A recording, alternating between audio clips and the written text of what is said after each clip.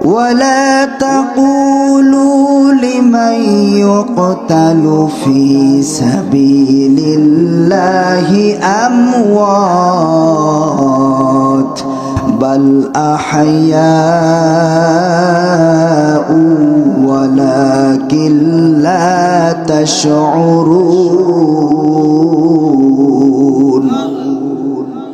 তাফসীরে ইবনে কাসির যদি দেখেন আল্লামা হাফিজ ইমামউদ্দিন ইবনে কাসির উল্লেখ করেছেন। আমি তাফসীরে জালালাইন খুললাম, 25টা তাফসীর একত্রিত করে আল্লামা জালালউদ্দিন সৈয়দ আল্লামা জালালউদ্দিন মুহাল্লি রাহমাতুল্লাহ আলাইহি তাফসীরে জালালাইন লিখেছেন। তাফসীরে জালালাইনে উল্লেখ করা হয়েছে এই আয়াতটা কখন অবতীর্ণ হয়েছে আপনারা জানেন নাকি? বদরের ময়দানে যখন ওই কাফেরদের বিরুদ্ধে মুমিনরা জিহাদের মধ্যে লিপ্ত ছিল, ওই সময় জিহাদ হয়ে গেল, মুমিনদের বিজয় হয়ে গেল। মুমিনদের মধ্যে আল্লাহ সুবহানাহু ওয়া তাআলার কাছে শাহাদাতের নজরানা দিয়েছে 14 জন। তাদের নামের তালিকাগুলো লেখা দেখে এসেছি। যে জায়গায় ইসলামের জন্য প্রথম শাহাদাতের নজরানা দিয়েছে, শরীর থেকে রক্তগুলো জমিনে ঝরে পড়েছে। এরপরে ইসলাম এসেছে। আল জান্নাতু তাহতা জিলালিস সুয়ুফ। আমার নবী বলেছেন, তোমরা মনে করেছো এমনি এমনি আমরা কিছু নামাজ কালাম পড়লেই জান্নাতে চলে যাব। না না না, আপনার তরবারির ছায়ার নিচে আল্লাহ জান্নাত রেখেছেন।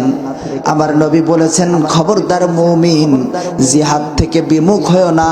যদি জিহাদ থেকে বিমুখ হও তাহলে তোমার মরণটা বেঈমানের কাতারে হবে। বলেন না আউযুবিল্লাহ।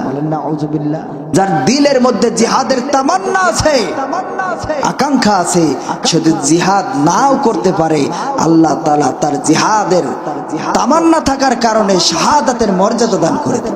সুবহানাল্লাহ। আর কাফেরদের মধ্যে 70 জন নিহত হয়েছে, 70 জন বন্দী হয়ে গেছে। এই জিহাদের পরে, বদর যুদ্ধের পরে যখন কাফেররা আসলো, মুমিনদেরকে ডেকে ডেকে বলল, শোনো, কিসের জন্য তোমরা এখানে জিহাদে এসেছো, যুদ্ধে এসেছো? তোমরা পরিবার হারালে, বাড়ির উপার্জন কম একজন ছিলে তাও হারালে। এজন্য এসেছো কেন? কি করতে এসেছো? মুমিনদের সাথে এমন করে করে বারবার বলছি। একজন বাবা কাফের, সন্তানকে ডেকে বলছে, বাবা তুমি ইসলাম গ্রহণ করেছো, আমি করি নাই। তোমার অপোজিটে আমি ছিলাম কাফেরদের দলে, আর তুমি মুহাম্মদ সাল্লাল্লাহু আলাইহি ওয়াসাল্লামের নেতৃত্বে মুসলমানদের সাথে জিহাদে অংশগ্রহণ করেছো। বাবা তুমি জানো না, তোমার অগোচরে তুমি আমার তরবারির হাতের মাথায় একবার পড়েছিলে। আমি তোমাকে আমার সন্তান বলে ছেড়ে দিয়েছি। সন্তান মুমিন হয়েছে, সন্তান মুসলিম হয়েছে। সন্তানের জবাবটা কি অবাক হয়ে যাবেন। সন্তান বলল, বাবা তুমি আমার জন্মদাতা বাবা হতে পারো, কিন্তু জিহাদের ময়দানে তুমি আমার আল্লাহকে অপমান করেছো, আমার দয়ার নবীকে অপমান করেছো। আমি সন্তান হয়ে যদি তুমি কাফেরের পক্ষে যুদ্ধে অবস্থান করার কারণে আমার চোখের সামনে তুমি একবারও পড়তে, আমার এই তরবারি তুমি বাবা হিসেবে তোমার কাছ থেকে আমার তরবারি 1 মিনিটের জন্য পিছপা হতো না। আল্লাহু আকবার। এটা ইসলাম, জিহাদের ময়দান। যখনই কাফেররা মুমিনদের বলল তোমরা এই হারালে ওই হারালে, তখন আল্লাহ তাআলা আয়াতে কারিমা নাজিল করে জানিয়ে দিলেন, ওয়ালা তাকুলু লিমান ইউকতালু ফি সাবিলিল্লাহি আমওয়াত বাল আহইয়াউ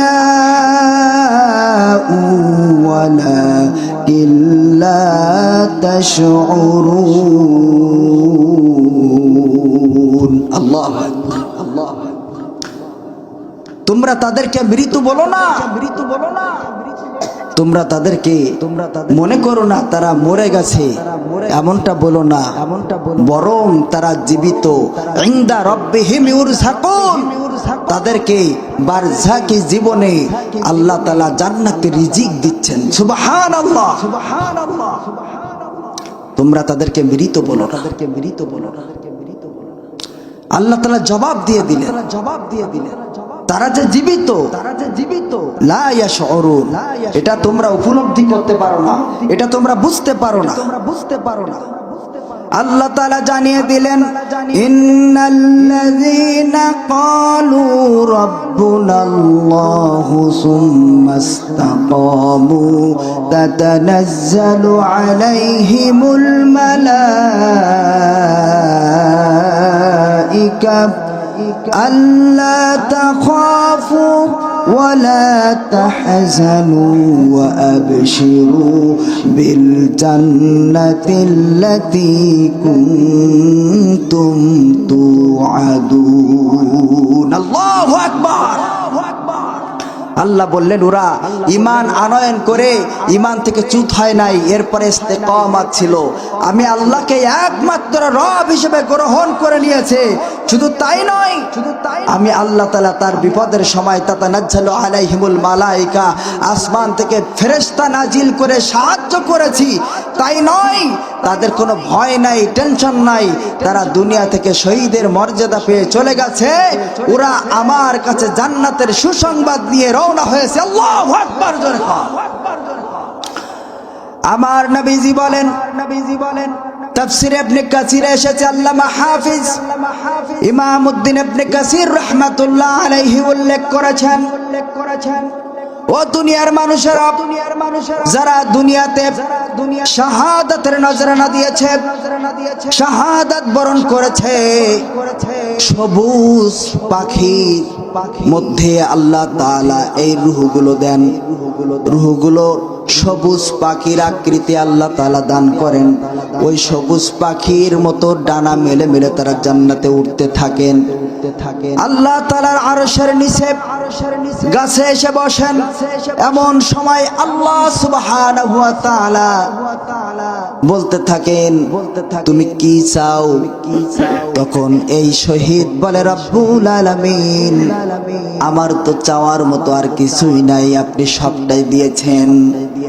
আল্লাহ তাআলা আবার ডাক দিয়ে বলেন, ও শহীদ, তুমি আর কি চাও? তোমার কোনো চাওয়া পাওয়া কোনোটাই কিছু আছে কিনা? আল্লাহ তাআলার এই প্রিয় বান্দা ডাক দিয়ে বলেন, মালিক, চাওয়ার মতো আমার কিছু নাই, আমার তো চাওয়ার আগেই আপনি সব চাহিদা পূরণ করে দিয়েছেন। আল্লাহ তাআলা আবার ডাক দিয়ে বলেন, ওগো আমার গোলাম, তোমার আর কোনো কিছু বলার আছে কিনা? সুবহানাল্লাহ, সুবহানাল্লাহ।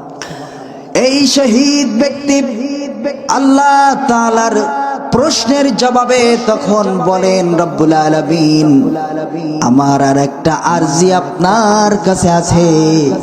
আপনি যদি আমাকে আর একবার দুনিয়ার জিন্দেগিতে হায়াত দিয়ে পাঠায়া দেন, আমি আপনার রাস্তায় আপনার দিন প্রতিষ্ঠার জন্য, আলালাহুল খালকু ওয়াল আমর, আপনার আইন আপনার জমিনে প্রতিষ্ঠার জন্য আমার জানটা আর একবার দিয়া আমি শাহাদাতের মর্যাদা নিয়ে আসতে চাই।